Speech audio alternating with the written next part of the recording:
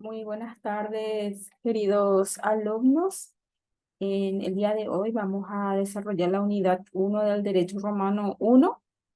Me voy a presentar nuevamente. Yo soy la docente Lida Noemí Torres Saucedo. Estaré con usted en este semestre. Así que para no perder más tiempo, vamos a iniciar la clase.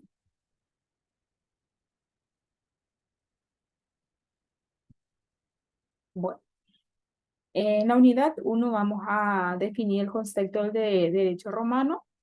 Bueno, el derecho romano es el conjunto de normas y principios que rigieron la conducta del pueblo romano desde la fundación de Roma en el año 753 a.C. hasta la muerte del emperador Justiniano en el año 565 después de Cristo. Todo este gran periodo es que vulgarmente se denomina la primera vida del derecho romano. Es la etapa en que aquel está vivo y vigente. Por oposición, la segunda vida del derecho romano se llama a los tiempos posteriores que se prolongan hasta nuestros días. Ese es el concepto del derecho romano, ¿verdad? Que es un conjunto de normas y principios que rigieron la vida, o sea, que la conducta del pueblo romano en esa época, ¿verdad? Entonces, casi igual definición que nuestro derecho actual también. Entonces, importancia del estudio del derecho romano. La importancia del estudio del derecho romano es múltiple. Podemos señalar lo siguiente.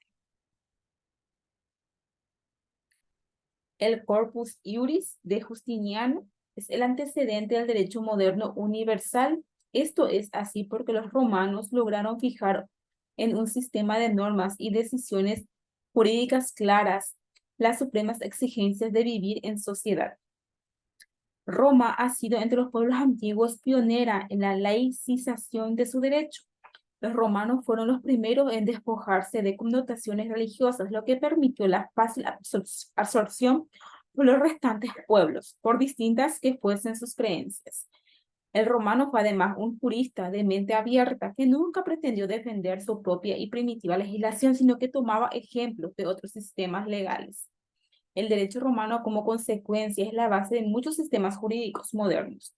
Nuestro Código Civil ha tomado directa e indirectamente gran parte del derecho romano. Es la base de los sistemas jurídicos occidentales. Bueno, la importancia del estudio del derecho romano es que es la base prácticamente de nuestro derecho vigente, así como había leído, nuestro Código Civil prácticamente proviene de ese sistema, ¿verdad? Y es pionera prácticamente el derecho romano hasta nuestros días, ¿verdad? Que de ese, de ese sistema provienen nuestros códigos, ¿verdad? Nosotros prácticamente vinimos, o sea que ellos son nuestra fuente de derecho prácticamente también, ¿verdad? Porque ellos, en ese tiempo, ellos estudiaban la conducta de las personas y de acuerdo a eso hicieron sus propias leyes, sus sistemas legales. Entonces nosotros, de acuerdo a eso, también basamos nuestro sistema también legal en cuanto a la organización eh, de las conductas de las personas. Origen y significado de la voz derecho. Si bien la palabra ius suele traducirse al castellano como derecho, etimológicamente esto no deriva de aquella. Sin embargo, ius podría más bien vincularse como unir, emanar conceptos como lo de justitia o jurisprudencia. Posteriormente, el latín cristiano del siglo IV después de Cristo surge la voz directum, que fue empleada por el lenguaje clásico, mientras que directum, origen de nuestra palabra derecho, fue considerada el término vulgar. O sea que ahí, como habíamos dado la clase anterior en introducción al derecho, el origen y el significado de la palabra derecho, que ustedes van a escuchar muchísimo en la mayoría de los libros, la palabra ius, que significa derecho. Principios fundamentales del derecho. Según Ulpiano son tres. Vivir honestamente es un principio exclusivamente moral. No dañar al otro, dar a cada uno lo suyo.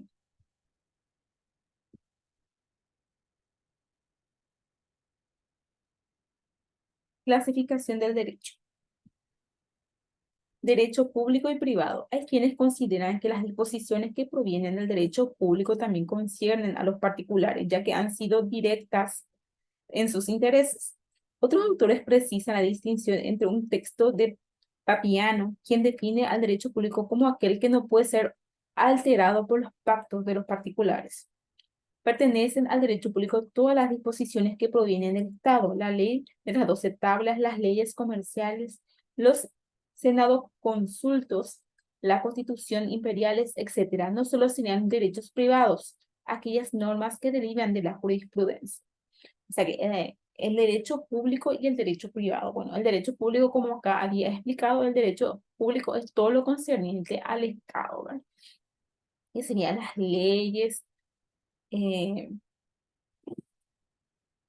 las leyes, todas las normas que regulan eh, nuestro sistema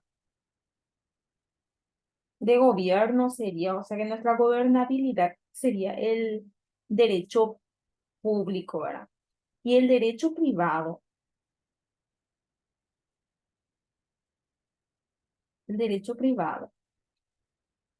es la rama del derecho que se ocupa de las relaciones jurídicas entre particulares.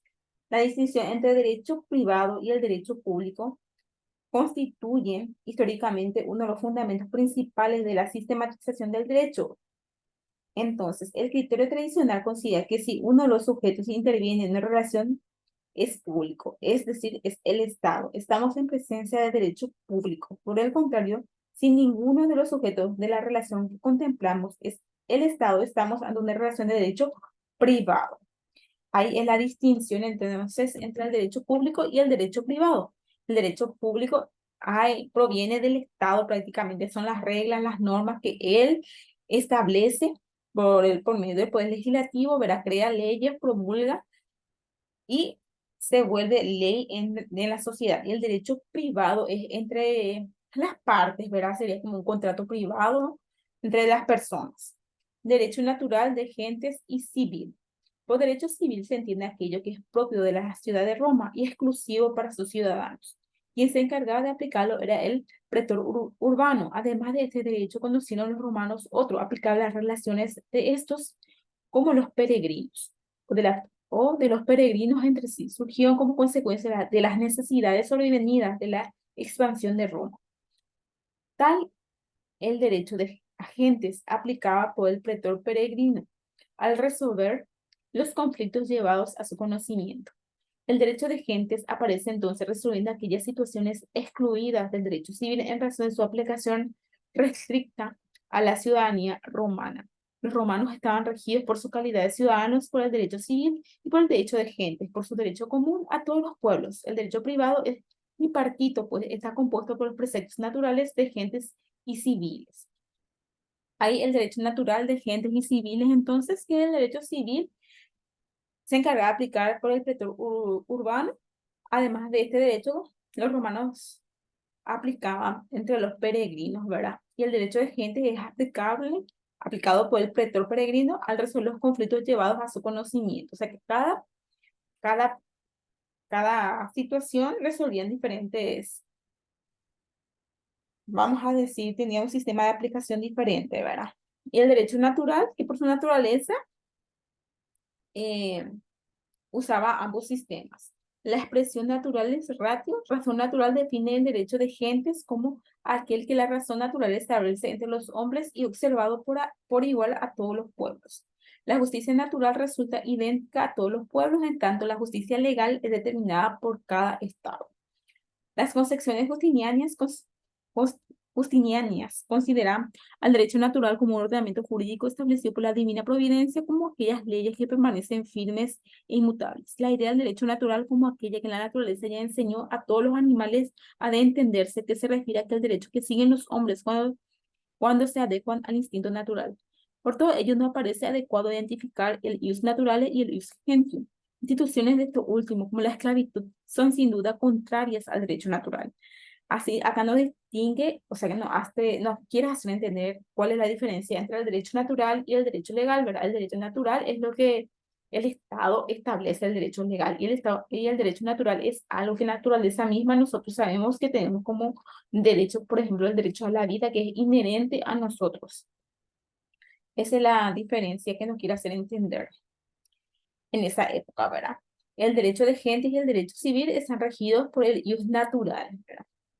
Y el ius gentium regla las relaciones de todos los pueblos. El derecho civil está concebido para regular la conducta de los ciudadanos. El derecho civil impregna de principios religiosos, es el primero que conocen los romanos. O sea que el derecho civil hasta ahora nosotros utilizamos porque regula las conductas de las personas dentro de la sociedad. Y prácticamente utilizamos también el derecho de gente porque también usamos mucho el derecho natural, que son derechos de nuestra propia naturaleza, ¿verdad? Por ejemplo, el derecho a comer, el derecho a respirar, ¿verdad? Y son derechos naturales que todos tenemos acceso a ello. Derecho objetivo y derecho subjetivo, ¿verdad? El derecho objetivo se encuentra plasmado en el derecho de fondo constituido por los códigos, por ejemplo, el actual Código Civil, los derechos que tienen una persona que lo rigen. El derecho subjetivo se encuentra plasmado en cambio a los códigos de forma, que son los instrumentos que permiten las acciones. Instrumento, acción, facultad que otorga la ley para poder perseguir en juicio los que se nos debe, por ejemplo, acción ejecutiva, el desalojo, etcétera. Los romanos no distinguían entre derecho objetivo y el derecho subjetivo. No se establece el derecho de propiedad, pero sí existía una acción reivindicatoria para recuperar la propiedad usurpada, ¿verdad? Acá muy bien explica cuál es la diferencia entre el derecho objetivo y el derecho subjetivo. El derecho objetivo es el código civil, o sea que es el derecho de fondo. Por ejemplo, el derecho de fondo es, por ejemplo, eh, lo que se establece, o sea, la norma en sí, ¿verdad? Por ejemplo, el instrumento público da plena fe, ¿verdad? De, del acuerdo que hacen las partes, ¿verdad? Ese es de fondo, ¿verdad? Y el derecho subjetivo se refiere al código de forma, ¿verdad? El derecho subjetivo. En el código civil hay la parte de fondo y de forma, ¿verdad? En la parte de forma se establece la manera procesal que un ciudadano va a poder hacer, va a poder ejercer su derecho, ¿verdad? Es el código de forma. Y el de fondo es la ley misma, o sea, que forma objetiva, ¿verdad? La ley, lo que el legislador promulgó y hizo vigente. Y de forma es la forma que el ciudadano, la persona va a poder ejercer ese derecho que él considera que se encuentra vulnerado. Derecho civil y derecho honorario. Según Papiniano, es derecho civil el que dinama de las leyes, acuerdos de la plebe o del senado, decreto de los príncipes y autoridades de los sabios.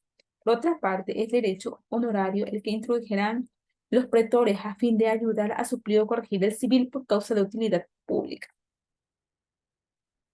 El derecho civil, entonces, es el que se emana de las leyes, de acuerdo a las plebes o al Senado, decreto de los príncipes y autoridades de los sabios. O sea que como nosotros estamos en esa época, según Papiano, el derecho civil se estableció de acuerdo a los sabios, de acuerdo a los príncipes, decreto de los príncipes, ¿verdad? Y el derecho honorario se introdujo a los pretores a fin de ayudar a suplir o corregir el civil por causa de utilidad pública. O sea que, así como nosotros también, en la actualidad, por ejemplo, nuestras leyes crean el poder legislativo, ¿verdad? Después pasa al ejecutivo, después se aprueba, se promulga, se publica y ya entra en vigencia, ¿verdad? Así también era en la época de los romanos también, ¿verdad? El ius y el fas, ¿verdad? A medida que los romanos comenzaron a distinguir el campo de lo humano, de lo divino, el concepto de ius y fas se divide ante sinónimos porque estaban ligados a la moral. El ius es el término utilizado para aludir el derecho humano en toda su integridad, a, a las normas y principios sancionados a los hombres para regular la vida en sociedad. Fas, paso a aludir a los preceptos que ordenaban la relación del hombre con las dioses, todo lo que atiende al culto, ¿verdad? Esa es la diferencia entre ius y fas, que ius prácticamente significa derecho, ¿verdad? Como habíamos explicado, el derecho humano en toda su integridad, ¿verdad? Y el fas Se refiere al culto a los dioses, todo lo referente al culto. La justicia. Ulpiano define justicia como la constante y perpetua voluntad de dar a cada uno lo suyo. La voluntad que surge del fruto de obrar humano, deliberado y consciente, es constante porque se aplica de la misma manera a todos los hombres y en todos los casos, sin privilegios. Es perpetuo porque se da a través del tiempo y por último la justicia debe dar a cada uno lo suyo, debe atenderse como dar a cada uno lo que le corresponde. Esa es la justicia. Ulpiano define la constante y perpetua voluntad de dar a cada uno lo suyo, ¿verdad? Eso es muy importante que ustedes sepan que la justicia, ¿verdad? Es dar a cada uno lo que le corresponde por derecho, ¿verdad? Tienen que saber, ¿verdad? Porque el derecho, eso es lo que busca el derecho, ¿verdad? Que las personas que tiene, o sea, que fueron vulnerados en su derecho, ¿verdad? Se pueda hacer justicia, ¿verdad? Darle a él lo que le corresponde por derecho. Jurisprudencia. Según Ulpiano, consiste en el conocimiento de las cosas divinas y humanas, en la ciencia de lo justo y lo injusto. Esta definición alude a la ciencia del derecho. El jurisconsulto está dotado de conocimientos legales sobre todas las cosas divinas y humanas para poder discernir qué es justo y qué no. Debían ser sabios y prudentes. En esa época, la jurisprudencia era elaborada por las personas sabias y prudentes, ¿verdad?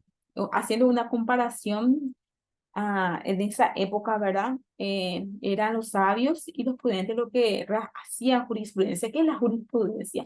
Son antecedentes de, en nuestra actualidad sería de fallos, ¿verdad? De un acontecimiento en donde ellos de forma escrita quedan o sea, que no en evidencia, sino que como un acto que las demás personas tienen que seguir. Por ejemplo, acá la jurisprudencia es cuando la Corte Suprema de Justicia resuelve un caso, ¿verdad? Y queda como antecedente para los demás jueces para que puedan resolver de la misma forma el mismo caso, ¿verdad? O la misma situación. No todos los casos son los mismos, pero si tienen ciertas características o similitud, se puede utilizar el mismo método como resolvieron los ministros, ¿verdad? Son las personas más sabias que están en lo más alto, ¿verdad? De nuestra jurisdicción, que sería la Corte Suprema de Justicia. La ley. Según Papiano, la ley es el concepto como un decreto de hombres prudentes y corrección de los errores que por voluntad e ignorancia se cometen, pacto común de la República. O sea que la ley sabemos lo que es el precepto como un decreto de hombres prudentes. O sea que como habíamos dicho en la antigua Roma, la ley creaban los prudentes o los sabios, ¿verdad? En donde se aplicaba la ley a todas las personas que habitaban ahí en Roma, ¿verdad? La clasificación. Se clasificaban en leyes dadas y rogadas. Las rogadas son las leyes romanas por excelencia, dado que eran las votadas por el pueblo en asamblea. Las leyes dadas eran las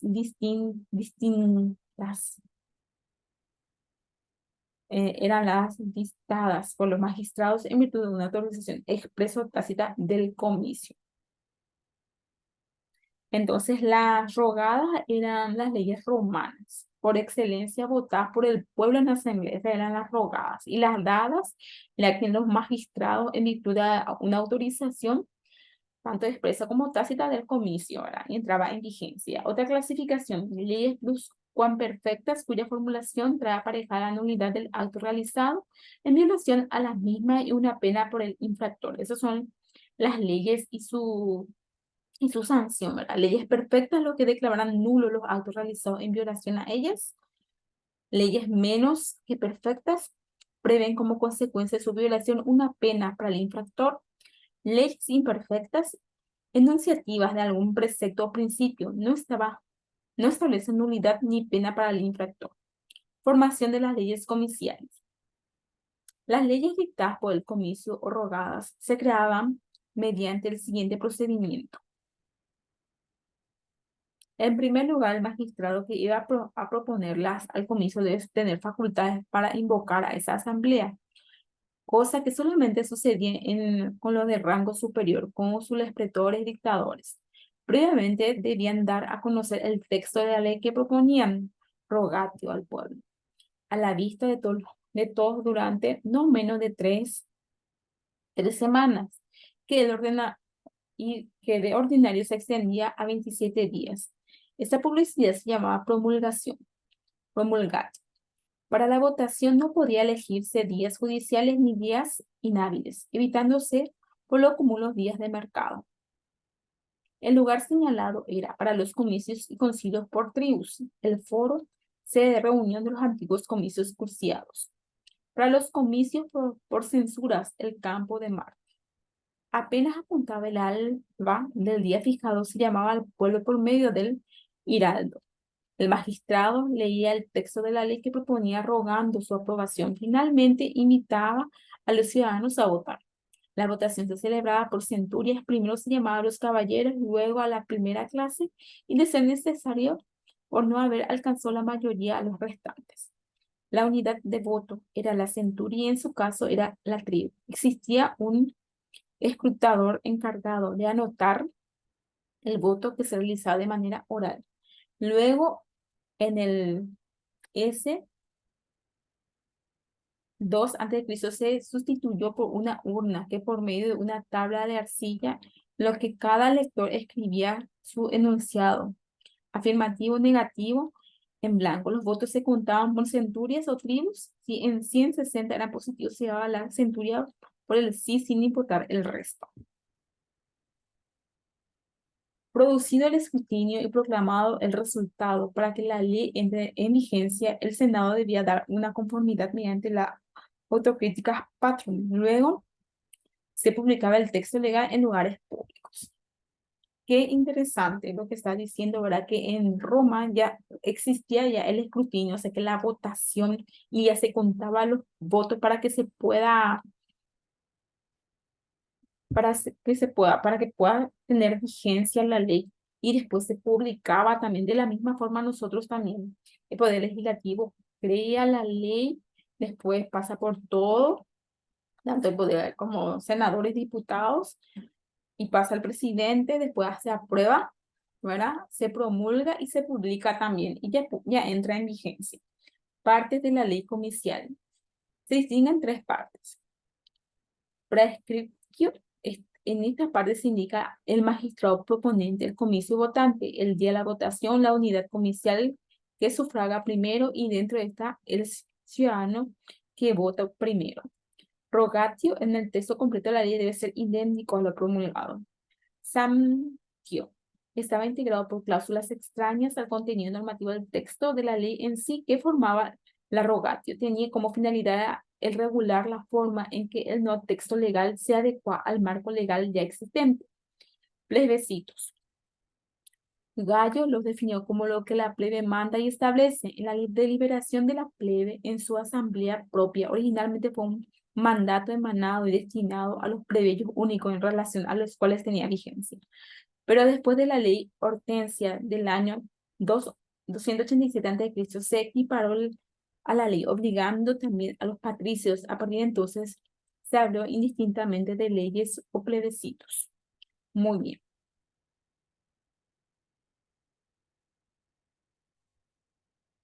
Con esto termino la clase de hoy. Fue un gusto compartir con ustedes. Sería muy importante que relean otra vez para que puedan realizar los ejercicios que ya le puse en la plataforma, ¿verdad? Le pido otra vez disculpas, ¿verdad? Porque la cámara de mi computadora no funciona. Intenté muchísimo, así que espero su comprensión.